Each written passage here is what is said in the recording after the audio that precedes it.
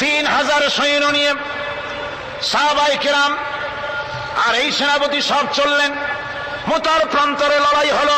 এই লড়াইয়ের ময়দানে হযরতে যায়েদ অনেকগুলি কাফির সৈন্যকে জাহান্নামে পাঠিয়ে দিয়ে তিনি নিজেও শহীদ হয়ে গেলেন। এবার জাফর হাতে তরবারি আর এক হাতে ঝান্ডা নিয়ে এগোচ্ছেন সামনের দিকে। কাফেরেরা হযরত জাফরকে ঘিরে ফেলে দিল। আমার বন্ধুগণ, কাফেরেরা ঘিরে ধরে তরবারির আঘাত করলো জাফরের ডান হাতে। ডান হাত কেটে ঝুলে পড়লো। হযরতে জাফর এবার বাম হাতে তরবারি উঁচু করে ধরেছেন। এবার বাম হাতে কোপ দিল ওরা। এই কাটা দুইটা হাত দিয়ে বুকের সাথে হযরতে জাফর ইসলামের পতাকাটাকে জড়ায় ধরলেন। পাশের সাহাবীকে ডেকে বলেন, ও রাসূলুল্লাহর সাহাবী শোনো, আল্লাহর নবীকে আমার সালাম বলে দিও আর শোনায়া দিও, জীবনের শেষ মুহূর্ত পর্যন্ত ইসলামের পতাকা উঁচু করে রেখেছিলাম, মাটিতে পড়তে দেই নাই। আমার মনে হয় আমি এখন শহীদ হয়ে যাব, যেহেতু আমি এখন আমার নাকের ভিতরে আল্লাহর জান্নাতের সুঘ্রাণ পেতেছি। হযরতে জাফর শহীদ হয়ে গেলেন। হযরতে আব্দুল্লাহ বিন রাওয়াহা, হযরতে আবু উবাইদা দুজনে মিলে ছুটলেন ঝান্ডা ধরার জন্য। ওনারা বলেন, এগিয়ে গিয়ে দেখি সামনের পরে দূরে পতাকা উঠতেছে। ভাবলাম আমরা যাওয়ার আগে ইসলামের পতাকা কে ধারণ করলো।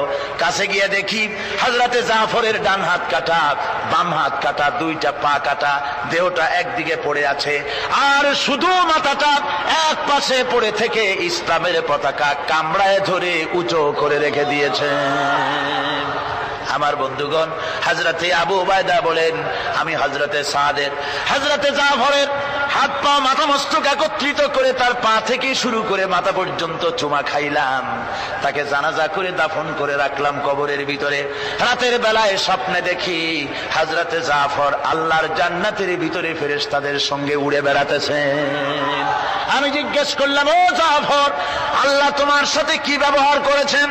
হযরতে জাফর বলেছেন, ওগো আবু উবাইদা, আল্লাহ রাব্বুল আলামিন আমাকে বলেছেন, জাফর রে, আমি তোমার শাহাদাতে খুশি হয়েছি, তুমি আমার কাছে আর কি চাও? হযরতে জাফর বলেন, আয় আল্লাহ পাক, কিচ্ছু চাই না, শুধু একটা দাবি, দুনিয়ায় তুমি মেহেরবানি করে আমাকে পাঠায়া দাও আর একবার যদি যেতে পারি, তাহলে তোমার দুনিয়ার বুকে তোমার দিন কায়েমের জন্য কাফেরদের বিরুদ্ধে লড়াই করে আমার জীবনটা আর একবার দিয়ে আসি।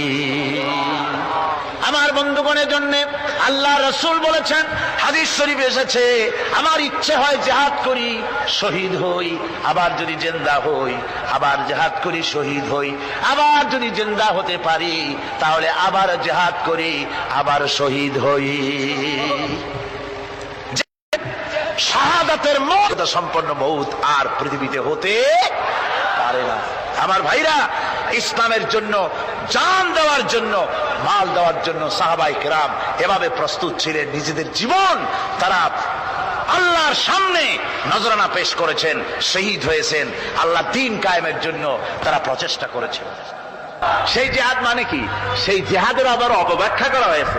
জিহাদের অপব্যাখ্যা করা হয়েছে এইভাবে যে, ওয়ালাকিন কালামদার কাফে দুশমনাস, দুশমনের হাতে কলম ছিল, ওরা যেমন খুশি আমাদের ইতিহাসকে চিত্রিত করেছে।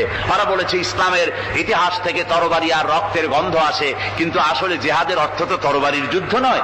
জিহাদের অর্থ হচ্ছে যে কোনো উদ্দেশ্যকে সফলতায় পর্যবসিত করার জন্য যে প্রাণান্তকর প্রচেষ্টা করা হয়, ওই প্রচেষ্টার আরবি নাম হচ্ছে জিহাদ। আর যুদ্ধ তার আরবি হচ্ছে হার্ব। যুদ্ধের আরবি কি? হার্ব, ওয়ার। ইংরেজিতে ওয়ার, আরবিতে হার্ব। আর জিহাদ যেটাকে বলা হয়েছে, ওটা হচ্ছে যে কোন উদ্দেশ্যকে সফলতায় পৌঁছাবার জন্য যে চেষ্টা, ওই চেষ্টার নাম জিহাদ। তবে এই চেষ্টা করতে গিয়ে যখন বাধা আসে সশস্ত্র, ওই সশস্ত্র বাধার মোকাবেলা সশস্ত্রভাবে করা যেটা, ওইটা হচ্ছে জিহাদের চূড়ান্ত রূপ। কথা বুঝে আসছে?